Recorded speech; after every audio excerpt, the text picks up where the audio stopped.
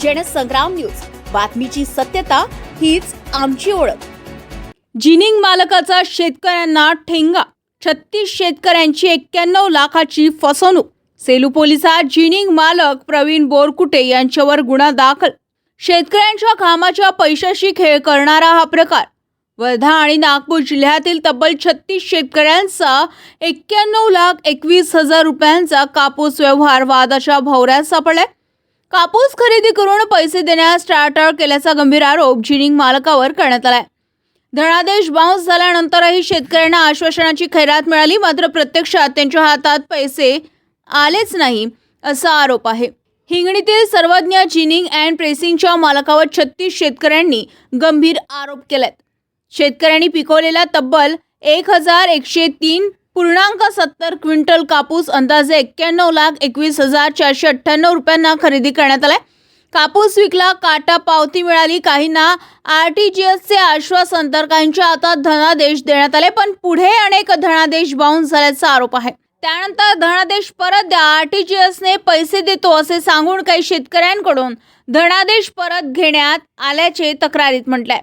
यावर शेतकऱ्यांनी विश्वास ठेवला तर त्यांच्या पैशाचे काय?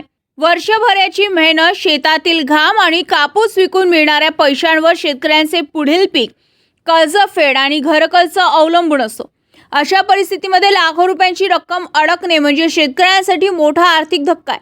अखेर संतप्त शेतकऱ्यांनी सेलू पोलिसात धाव घेतली आहे। पोलिसांनी जिनिंग मालक प्रवीण बोरकुटे यांच्यावर BNS कलम 316(5), 318(4) आणि निगोशिएबल इन्स्ट्रुमेंट्स ॲक्टच्या कलम अंतर्गत गुन्हा दाखल केलाय।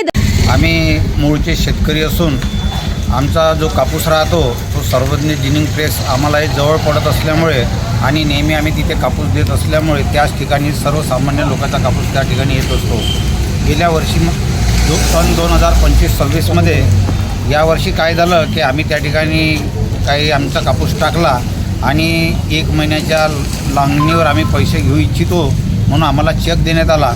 आम्ही जेव्हा चेक बँकेत जाणार तर त्याच्या अगोदर 1-2 दिवसा अगोदर आम्हाला फोन आला की तुम्ही बँकेत चेक टाकू नका, तुमच्या RTGS करून घ्या आणि पैसे घेऊन घ्या। तेव्हा आम्ही त्यांना चेक परत दिला सर्वज्ञ जिनिंग प्रेसला, परंतु आम्हाला RTGS करून आजपर्यंत मिळालं नाही। आम्ही सर्वज्ञ जिनिंग प्रेसचे संचालक बोरकुटे साहेब यांना वारंवार फोन केले, परंतु आम्हाला त्यांनी आजपर्यंत सर्व उडवाउडवीची उत्तरं दिले। सोबत ते चिंतामणराव बोटरे आहेत, यांना हृदयविकाराच्या याचं ऑपरेशन करायचं आहे, यांच्याकडे पैसे नाही, त्यांची परिस्थिती हलाखीची आहे। सर्वसामान्य शेतकरी हे फार म्हणजे हलाखीचं जीवन जगत आहे, परंतु पैसे मिळायला वेळ नाही। त्यांनी स्पष्टपणे सांगायला पाहिजे की मी या तारखेला पैसे देतो, कधी ते सांगतात म्हणजे वेळ मारून नेतात। याच्यामुळे आम्ही फार म्हणजे दिलगिरी झालेलो आहोत। आता आम्हाला यांना हे त्या दिवशी म्हणाले की मला आत्महत्येशिवाय पर्याय नाही।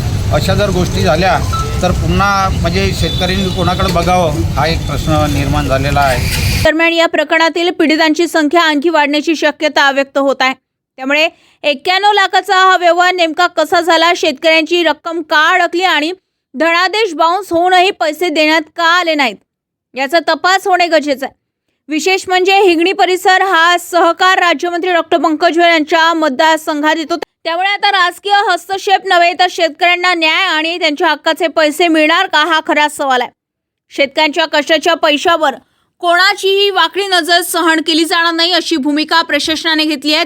तर अशा प्रकरणांना आळा कसा बसणार? शेतकरी कापूस विकतोय की आपल्या हक्काच्या पैशासाठी नंतर पोलीस ठाण्याच्या पायऱ्या झिजवतोय? हा प्रश्न या घटनेने पुन्हा एकदा ऐरणीवर आलाय। रोशन वांदिले, जनसंग्राम न्यूज, सेलू।